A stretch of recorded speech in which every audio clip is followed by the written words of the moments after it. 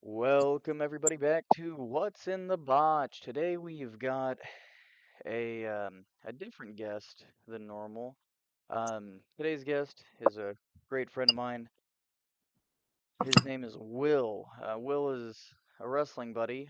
He just got back from, was it just one show or a couple shows that you had over in the UK? Just the one. Nice, nice.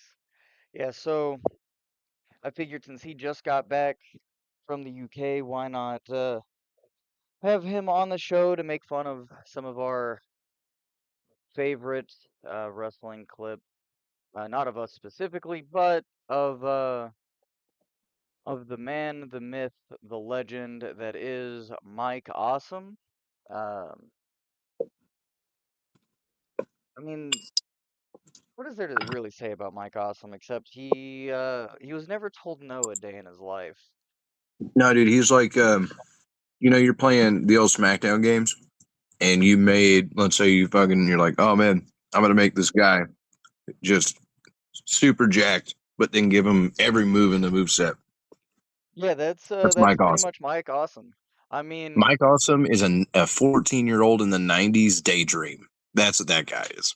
pretty much, and I think genuinely the best thing to start off with to let you know who Mike Awesome is as a person is it is deemed as the greatest promo ever.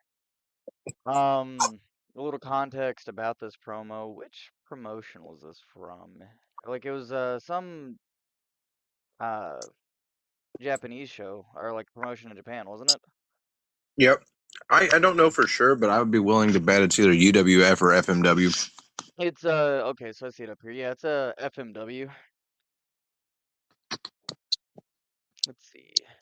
Are you able to see everything on your end? I had to. I'm not. I can see I see the buffering gimmick, but that's Okay. it.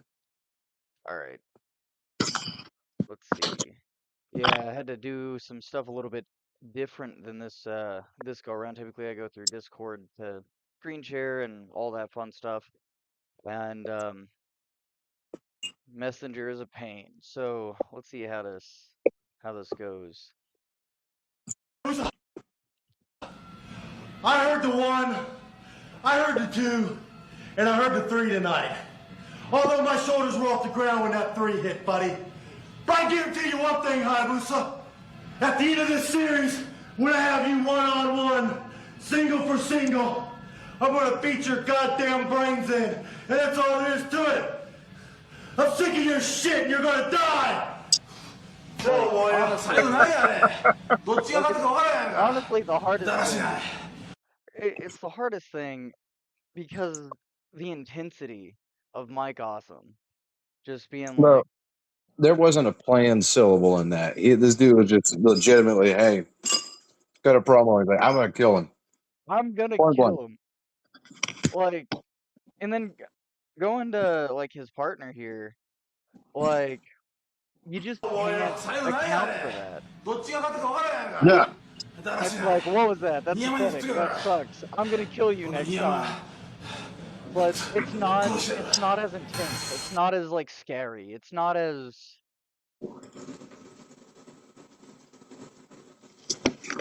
because like Mike Awesome is a giant dude. Oh, I Like, think it's because the other guy is being a he's doing a wrestling promo, yeah, right? And Mike Awesome believed that. Like Mike Awesome was no, I'm gonna kill him. That's it. like Mike Awesome, yeah, he's just gonna kill this man. And genuinely, there's so many clips that we could have picked, picked for Mike Awesome, but the best way to just display Mike Awesome is in a compilation of him just actually just throwing people as hard as he can.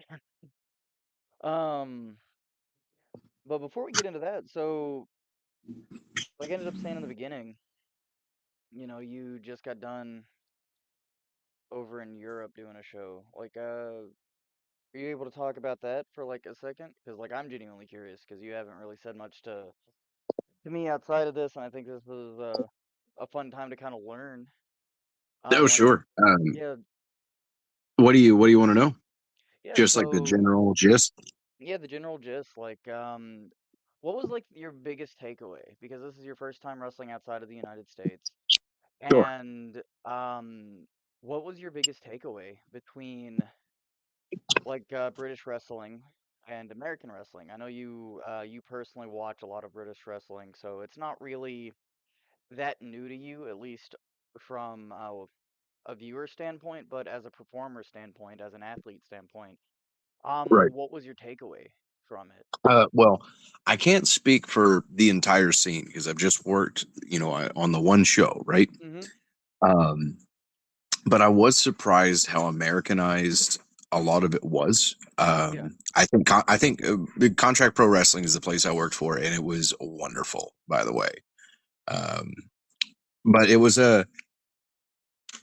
how they told their stories and how they wanted them presented, very similar to what you find in the United States Indies. Um, in that it's WWE inspired, kind of like not doing exactly what's on TV, but seeing what works and building from there, kind of how we do on American television. Yeah. Uh, but stylistically and in the training, like some of their trainees, like 14, 15 years old, and I'm like, oh, there it is, because that's over here you start when you're 18, 19, and you can over there it's treated more as like, hey, this actually is my profession, this is a thing that I do. So you could, if a kid wants to be a carpenter when he grows up, you don't keep the hammer and nails away from him until he's Yeah. 18 or 19, right? Yeah. And so there's a little bit of that old tradition that's still living over there, which was cool to see. There are some people that are really knowledgeable about Brit Rest stuff, like classic Brit Rest stuff. As Yeah. you know, like a lot of my style comes from some of that old world of sport, or at least I try to make it come from that. Yeah. And it was, I'll say this, I didn't get to do a lot of it, but doing some of my tricks I'd picked up from that, a lot of the old timers in the audience immediately like, oh, hey, which felt really good because, that's the stuff they grew up with. And getting to kind of cater to them in that way is not something I can do in the States because, a lot of the people in the South and the places I wrestle here, they grew up on a lot of older Memphis wrestling and or the Von Erichs and the WCCW territories and stuff like that. And Yeah. I don't necessarily cater to that audience so hard over here. So a lot of people that are into my work are people that watch international wrestling or they're younger, where international wrestling is kind of being pushed as it is these days on younger people. So it was kind of cool that my audience was more expansive as far as that show goes, because of course Yeah. I could go to the show that's down the road, do And the did same not go as thing. well. Exactly. So I've only got this one thing to base off of. I thought one thing that was really cool, and I don't know if this is a British wrestling fan thing or if it's just exclusive to that show. Mm-hmm. But well, Zeke, you've been on shows where they have pre-made video packages that they'll Yeah. play for the audience, and the audience stays on their phones, sitting on their hands. It just is what it is. My cat's being a little bastard. Hang on. Uh, it just is what it is. It's just it's the company put some effort in, but nobody's really buying it. Yeah. Dude, the audience popped for moments in their video packages. They did this like pre-show thing where like they're just playing the house music and showing logos on their pull-down video screen. Yeah. Excuse me, of all the different wrestlers. And people would boo the logos of the wrestlers they liked it or didn't like, and they'd cheer the logos of the wrestlers they liked. And it was just like, man, like you don't see an audience connected to the show in that way over here so much. The bigger shows, yes. If Yeah. you go to like a Deadlock show or a Wrestle Prestige or something like that, sure, you'll see that. But those people are just shy of being, stars and stuff like that. This is mom and pop indie, and everybody's into it. So again, I don't know if that's just something that Contract Pro has curated themselves, Mm-hmm. or if that is a wrestling fan culture thing. Hopefully, I'll get a chance to be more familiar with that and give you a definitive answer one day. But I don't know. I thought that was really cool, and it's not something I've seen It before on the smaller indie level. it definitely sounds really interesting. How was I know you said like the audience is very responsive in that regard, but like did it seem to be a pretty full house? Was it like I would yeah, say I would say they were every seat I saw was sold, hmm and there were a few people because like it's a big venue, okay. but they did the right thing and they didn't put like a chair every 6 inches, right? So Yeah. they made a few rows around the ring, and there was some like this upper back area that had a couple chairs in it, and I saw some people standing. I don't know the exact number, but if I was a betting man, I would say they probably did north of 150, but south of 200. That's actually like that's not bad. Mm-mm. At least Dude, I've worked for for places that American, would pray for that. yeah, like American standards, like that is phenomenal. You and I have both worked shows, as high as a few hundred or more, um, and then as low as four people to nobody. Uh, Hmm. Yep. so like that's awesome to see that it was doing really well and that you got some sort of response. And you had that reaction of being an outsider. Um, but they respected like, oh, we saw, Billy Robinson do this, or we saw, Regal do this, or insert like old timer here. Right. So that's really cool that you got that response. Who was your opponent for the show? Was it It's one of their this fellow. guys or Yes, it was this fellow named Archon. He's okay? like, I hope I'm pronouncing that right. He's a really, really, really swell dude. His gimmick is more of he's like a knight. So he's got tights and wrestling gear that kind of Yeah, resemble armor. He's got this big cape he comes out with, and a whole sword as a part of his entrance gear, which we got to make some fun shtick out of at the top of the bout. that's fun. Oh yeah, we. I think one thing that helped the audience with us is I've been on a big kick of even on a heel mode, Yeah, unless if I'm working for children, I'll do pure theater just because the bigger, sillier characters that aren't very real tend to go over with children very well. Uh, absolutely. but if I'm doing a regular family audience or adult audience, it's as authentic in my words as I can be. And so as I'm coming out to the ring, I did my own little promo, just yelling at the top of my lungs, which you know me. There wasn't a person in the room that couldn't hear me, Yeah, and gave the like, wrestling in the UK has been a dream of mine for the last like 12 years, blah blah blah, super sappy, and then straight up swerved it into like, but now it's a nightmare because I have to be in front of you disgusting hogs and stuff like that, And so like I had a bunch of like, we hate this guy, and I was acting tough for a second. Dude comes out with a sword, and I immediately start playing chicken shit. And I think, well, stuff like that is very traditional American wrestling, especially yeah. in Southern style. But it got over very well there, and I think that little bit of golf clap I got from the audience is when I was like, "Hey, I'm also pretty good at the British stuff too."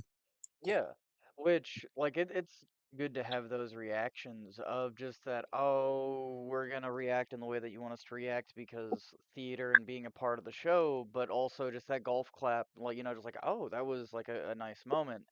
Hmm. Which um there's that like similarity between that and like Japanese wrestling. When you said that like you have 14, 15-year-olds training over there that you noticed, or at least with contact pro wrestling, Contract. uh, contract, contract pro wrestling, like their trainees being so young.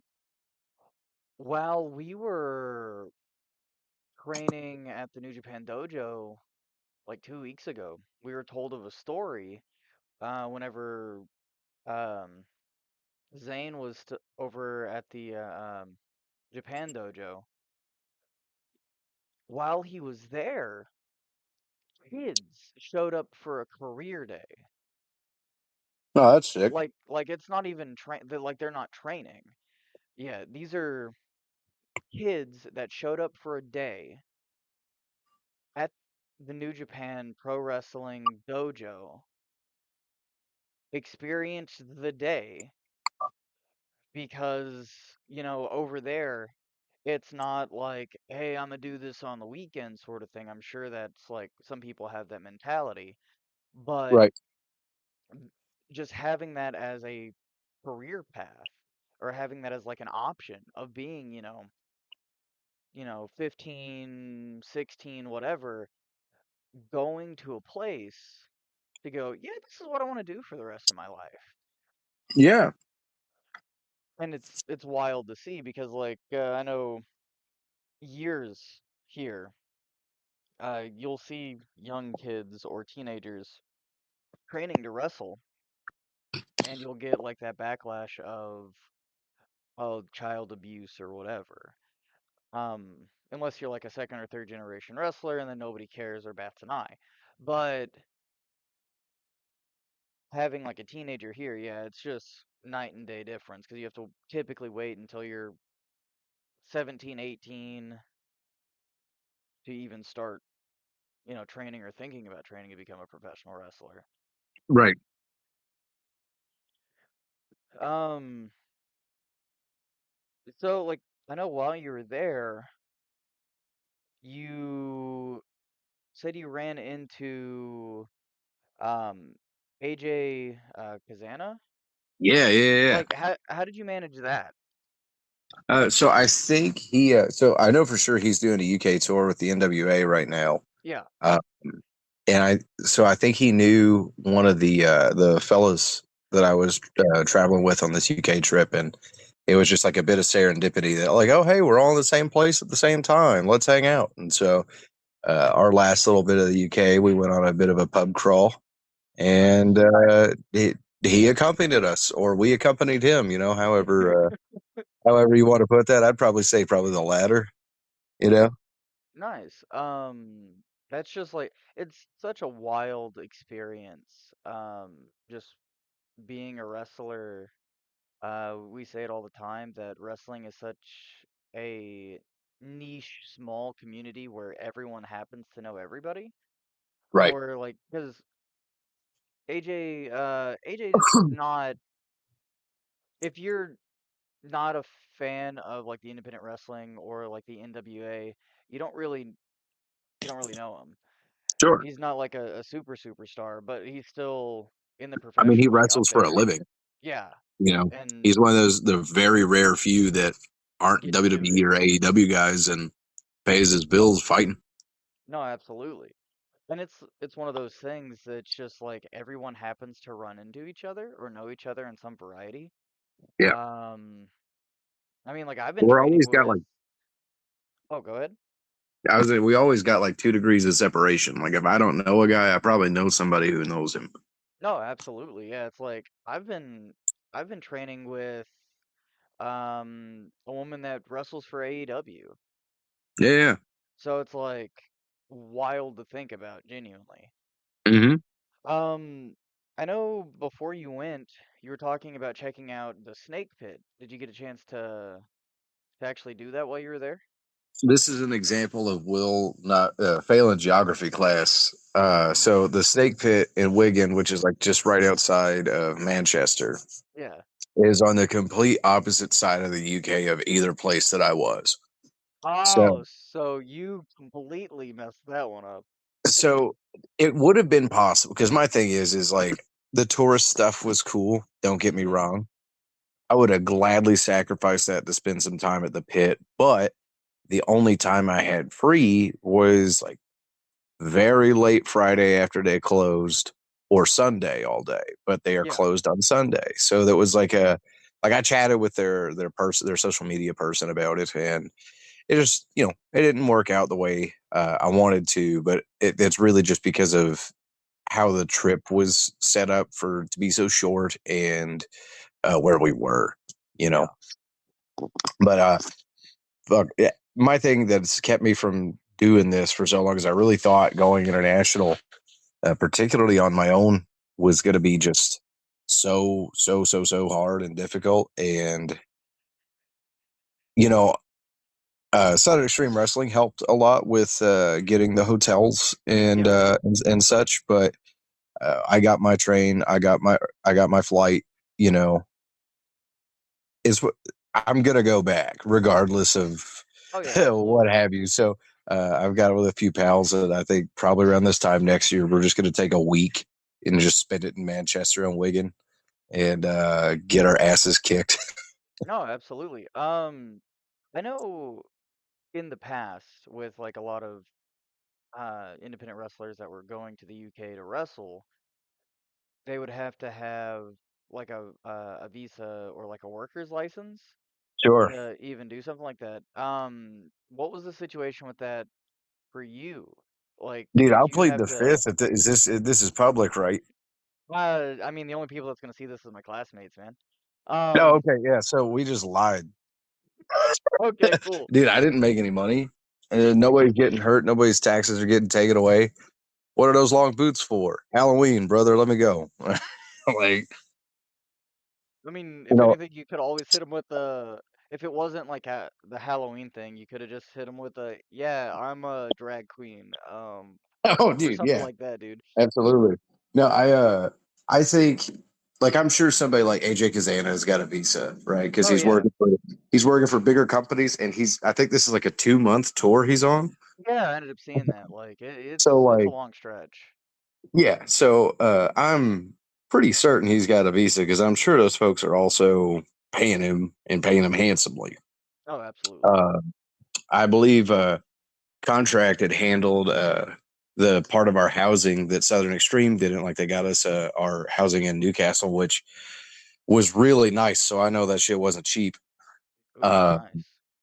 so it's one of those things that, as far as I'm concerned, that's payment. You know, like if I was like I'm gonna be a big deal wrestler, you know, okay, maybe get me a visa and like let's set up a check. But this is a family run show, and it was an opportunity to go in England, so I wasn't getting my butt hairs twisted up over it.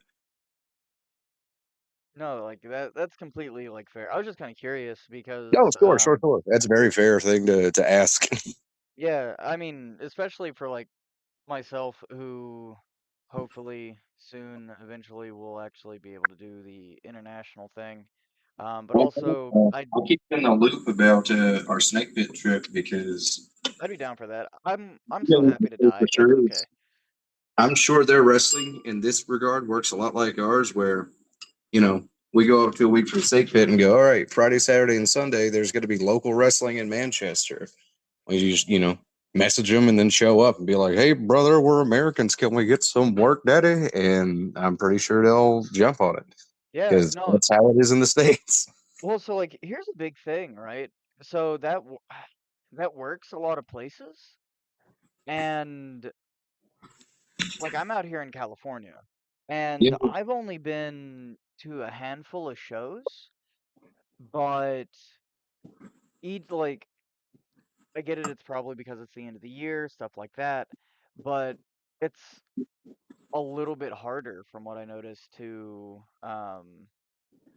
brother onto the show like, "Hey, I'm a wrestler training at this place," or "Hey, I traveled, over I a mean, thousand miles to." I'll say this from somebody who hasn't been in California, but have just I know people that have, and I've heard things. Some of those bigger wrestling states, particularly your Californias, your Illinois, and your Texas Mhm. areas, they're very cliquish because there's only so many decent shows, and there's 4 times as many wrestlers as there needed to be. So if you're the cool guy that brother's on, well, yeah, but my buddy Steve can't wrestle now, That's true. and there's a lot of weird stuff like that. You kind of have to keep showing face and start from the bottom up, unless you're already a star, which hey, none of us are. No, that's fair. That's fair. Yeah, it's it's definitely really interesting to kind of see on how that goes. And yeah, I'd definitely be down to do that like Europe trip. I'm perfectly happy to die at the snake pit. Um, because boy, I know it will. Um, let's see if there was something other. Ah, I lost it because like thought I had something like a minute ago, and then it just kind of died. Oh, now I remember. Yeah, so yeah, the big reason why I brought up like the visa question is because I just finished Brian Danielson's book, Yeah, I had that same nightmare. and like I finished that not too long ago, and there's that whole section of he can't lie whatsoever, and he got Hmm. deported back Yeah. to Japan. Yeah, so I was like, ah, So, like, I'll say I'm curious because I don't know, like, the whole thing, but I didn't even have to lie. yeah, Like, all I, we all came up with a game plan of what we were going to say if questioned, but getting into the UK, the worst part was just the turbulence on the flight there, because there was a storm. yeah, Uh, Getting into the country, customs was they scanned my bags again, and I scanned my passport, and that was it. And that was all like one guy standing by the bag scanner thing, and the passport scanner was just like a thing I set my passport on top of. No people were involved. Nobody talked to me. oh, Uh, Got into the country, did my time there. On the way out, the only thing that was a hassle was American TSA, but that's just because Americans are bastards. But like even then, it wasn't like a business or pleasure kind of questioning. It was just like let's get inside your anus and see if you brought any more Fanta with you. Like something like that. yeah, Um, but yeah, so like I don't know if that's still a thing going on, or if I just got the pass because I'm a average looking white dude that doesn't seem scary to them this week. I don't know. yeah. But no, like I was just like genuinely like really curious because Yeah. it's definitely one of those things. My friends are doing cool things, you know. Um, since like the interview part is out of the way, do you want to get to see back to seeing Mike Awesome just do some awesome things? I mean, yeah, you got the video pulled up on Messenger here, or do I gotta Yeah. need a link? No, I pulled it up. It's on the screen share. All right, hold up. I'm gonna send you a screenshot of what I'm looking at Go for it, man. I don't know, like because that's you what I'm sending you now is what I've been looking at this whole time. you gotta be kid. Like hopefully it's not because I'm doing this entire. What the heck? Hold on. Hold up, big baby. Let's yeah, because like on my screen, it was showing that it was pulled up. Here, let's do.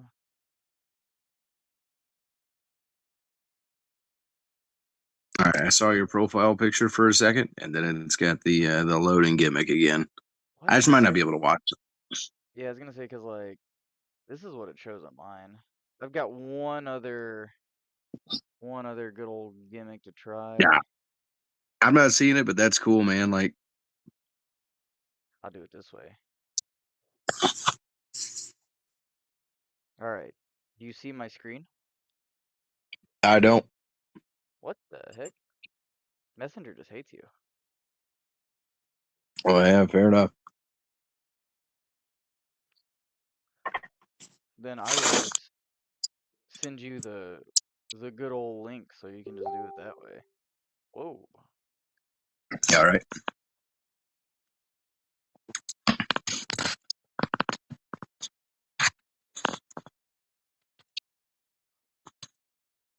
All right. Let me know when you're ready, man. Oh, I'm ready. All right. At 0 minutes, 0 seconds. Three, Yay. two, one. Play that. What's this? This is all Mike Awesome does. Is just Oh, What do you dude, yeah. need to know? just Power throwing glove. people Oh, into people. move. Like Yeah, don't beat a motherfucker with another motherfucker. unless he decides to just openly jump over the top rope, going like Mach 12. Bro, who does this, man? Like again, this is a creator wrestler in the best way possible. Like Mike,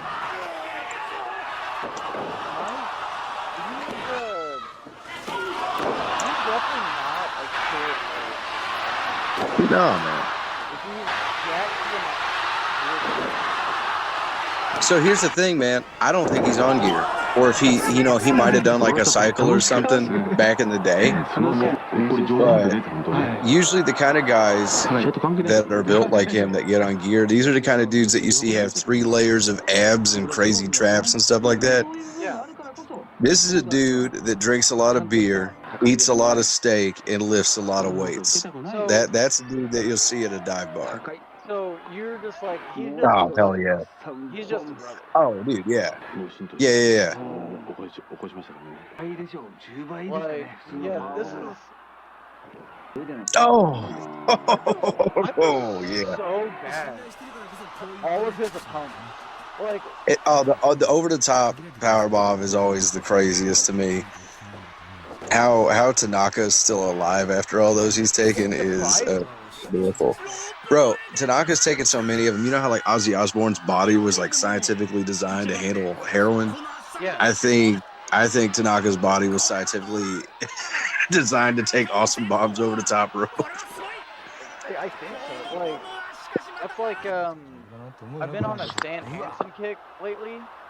As you should. And, I mean, like, when are you not supposed to go on a Stan Hansen kick? Yeah. But, who was it? Like, Hansen and, Masawa? Describe the gear. Nah, Green I don't gear? remember. I think so, yeah. Yeah, that's Masawa. Yeah, but it's like, I think Masawa was just as like. Hold on, real quick. His face hit the guardrail, bro. Like, how does I have to go? Like, I'm rewinding for a second. I know, like, you're on a different clip, but like, just going back to that guardrail. Like, Yeah. that is gnarly. Yeah, dude. He that guardrail is just at the right height to allow this man to not just break and destroy his nose. Like, These are nuts, man.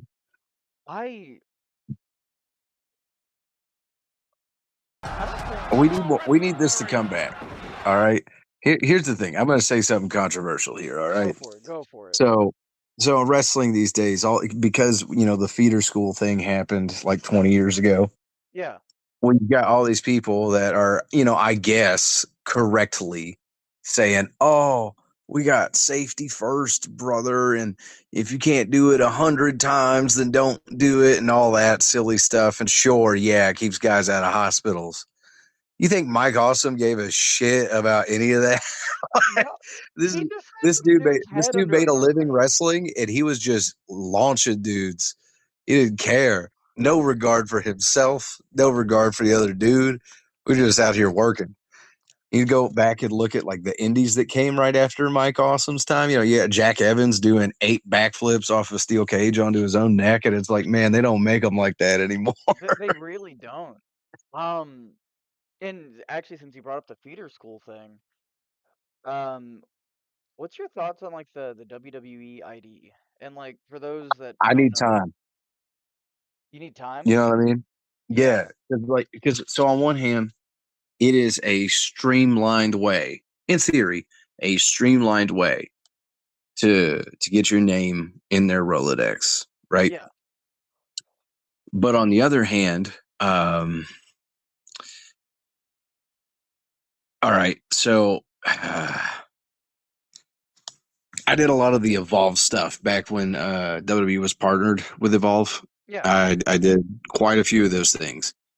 And the green light that they supposedly gave to indie wrestlers was just an advertisement. It was a way to get indie wrestlers to give WWE and Evolve a few $100s every month. Yeah. So that some washed up guy, or maybe a guy that cared, could, lecture you for a few hours, and then you could go do a quote unquote tryout match, which is where they selected you. But they always told certain dudes, hey, you should show up to this tryout. And wouldn't you know it, no matter what, those are always the guys that got picked. Yeah. So it's very hard not to immediately think this is going to be a grift, because I've seen them. On the flip side, you look at how WWE handled their independent initiative in the UK, and you have, the UK indie scene is Well, it's seen better days, man. No, Between absolutely. because like everybody that WWE took for themselves were no longer on the independents, and that hurt business. And the few names that were left, the speaking out movement happened, and now they're gone, which rightfully so. But so I could see there being two fronts to the whole WWE ID thing, but Yeah. there's no real way to know for sure until we see something that happens. Until then, all this is posturing for the feeder schools that their talent own. No, Because like you don't absolutely, and I see agree. Tom Pritchard's school, you don't see the Monster Factory on there. It's like Booker You've T, Seth got Rollins, Cody Rhodes. It's the schools from their guys, which like of course it would be. So I don't know if it's something to be concerned about or if it's something to be scared of or if it's just not relevant to me at all because I know I'm not going to be one of their guys. I ain't trying to be. So, no, that's entirely fair, and like that was actually one of the things that we talked about at the dojo, or at least some of us guys. yeah, Um, because one of the guys there is from the Nightmare Factory, right. and he was one of the Nightmare Factory's like top guys, and he was saying a few weeks ago before like the WWE ID thing came out. Real quick, for those that don't know, the WWE ID is WWE is partnering, like Will said, with several wrestling schools, Nightmare Factory, Reality of Wrestling, Knox Pro. I think that's what it's called, Rikishi School in LA, and then Yep. like one or two others, Black and Brave. Um, but it's a way to get independent guys or people wanting to learn and or people that have already learned to spend, several $1,000s to go through their school to get a yeah, we'll see sort of situation. And that's kind of what we were getting at anyways with these schools. Because they're owned by people and sometimes operated by people that work in these higher levels, but in reality, it's one guy might make it out of like 3 dozen people. Sure. Um, but yeah, so it's like I I think it's kind of like a cash grab, a little bit. I mean, yeah. I mean, most things like that are.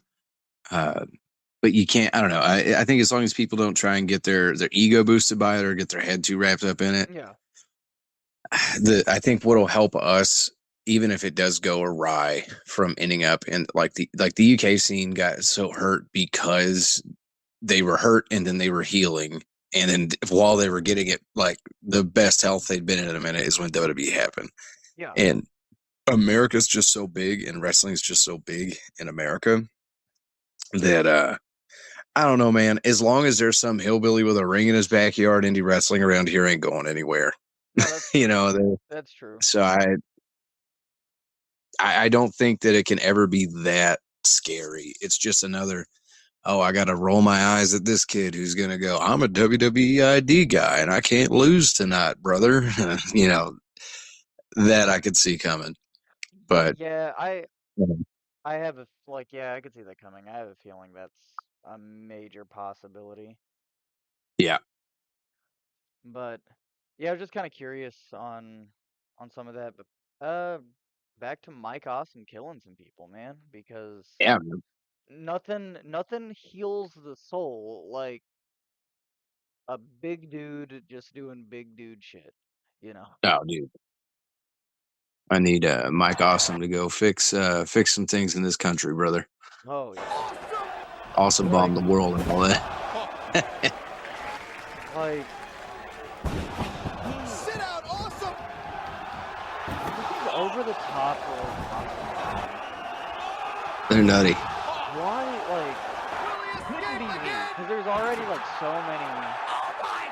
Yeah. Oh, Rhino just died. Some more about it! Oh my god! Up, Spike Dudley. Spike Dudley and Mikey Whipwreck are like half of that video, which kind of Yeah, rocks. like Spike Dudley and Mikey Whipwreck did some of the bumps that nobody else would do. Oh yeah, Like, I genuinely think Spike Dudley is very underrated criminally so. in his like selling, because he's such a tiny dude, and he would come up with some of the craziest like bumps or spots. Like, Yeah, and he made all those dudes look like $1 million. It was, I mean, they don't make them like that anymore either. no, surprisingly, he didn't wind up with more injuries that he had. I mean, I think that's just because he knew what he was doing. You know, if you know how to do stunts, you know how to protect yourself on falls like that. And being as small as he was, I think really helped. You know, so they didn't have extra size and stress on his skeleton or anything like that. So impact could take to his bones a bit better than, you know, hey, I'm already 300 pounds. My hip's already stressed. You know, I fall on it and it's going to crack. But no, absolutely. And like with hold on, I've got to see Tommy get thrown through stuff. Anyway, but like with what you see, everyone that is gonna watch this video, like Mike Awesome just did some awesome things. Like Nah. it was easy. It was easy to do. Yeah. But now like it's genuinely one of those things that you don't see anymore. Like getting awesome bombed through or like on top of a bus, you just don't see it. Yeah. Yeah. Like How dare they care about our health these days? absolutely, especially a dude that weighs 110 pounds, soaking wet, frozen, right? Yeah. Like I'm because gonna need y'all to quit caring about my mental health and let me get domed with a steel chair every week, please. I It's for the mean love of the game. that's you with the trying to take the burning hammer, man. Like Yeah. trying to get dropped straight on your head, but your buddy cares about you too much. Like, get that out of here. Wimp. But no, like you, like we all kind of see on how this goes, and it's just a constant thing. Um, but yeah, like Mike Awesome is definitely a creative character if I've ever seen one. Oh Willing yeah. to do absolutely everything because nobody can't tell me not to. That's right. I mean, he's dead now, but so people can't tell him not to. But um, with that being said, though, like it was a lot of fun having you on and just kind of talking and learning about your UK experience. And I know that's kind of what most of this wound up like turning into. But No, sorry about that, man. no, you're fine. That was on me. Actually, I think it was a good change of pace because the last two episodes was my buddy Steve and I just going through and watching Scott Steiner, Nice. like videos and clips, and then we ended up watching some Kane stuff, like Kane just being unhinged and funny, like impersonating The Rock and Hulk Hogan. Sure. Um, but before I let you go, man, like, is there anything cool that's coming up? Because I know Vino's is coming up next week, The 16th, yeah. and So we what got else you got going? APW. We got APW this week in Mariana. Yeah. Then I've got Vino's in Little Rock coming up the next week, and then after that I've got SCW in Mountain Pines. So pretty packed up month. I'm not doing anything on the 30th, but I think I'm giving that one to the lovely Mr. Will over here at home because you got to make those free weekends sometimes. Oh no, And absolutely. I mean, I think that's almost the end of the year. Just got like a couple in December, and then I'm done. yeah, because I know we've got APW in December. Yeah, and I've got Southern Extreme again in December as well. I think I'm wrestling the Soul Taker again. Wow, dude, like at SCW? SEW, Oh, yeah. SEW? Man, Yeah, I gotta show up to that one, especially if Soul Taker's coming back. bro, Um, I'm pumped for it. That's what they got me promoing. But I'm only saying that because you just said it's you and your class. So hush hush until they get a flyer. yeah, pretty much. But no, yeah, this is like is pretty cool. Where can the people find you, Will? Oh, What's your YouTube? What's your like social medias? don't worry about my YouTube. I don't have that curated at all. But I use Instagram probably more than anything. I'm an old man. I don't really use social media that much. But I use Instagram probably the most, which is at that guy William Blackwell all together. If you like my voice and think that's your thing, then yeah, sure. That, or William, you can find me at William Stephan on Facebook. just wait until you see the images of them. Like if you You like don't the want to, voice. but if you do, cool. But no, it was a lot of fun having you on, man. I can't wait to be back home here in like 2 weeks, 2.5 weeks. So, You better be going crazy at that dojo. At your oh, last 2.5 weeks. man, I am. Actually, Good. we're not having class tomorrow because Sure. they're flying out for Strong. Sure. So next week we're having three trainings like consecutively. So Tuesday, Thursday, and Friday, plus the beginner classes of Monday, Wednesday. Hmm. And to quote Fred, next week is going to be Hell Week. So Good. Give them hell. I'm gonna try my hardest, man. No, don't be trying. If you're trying, you're dying. Just do it. But but yeah, I'll see you in a few weeks.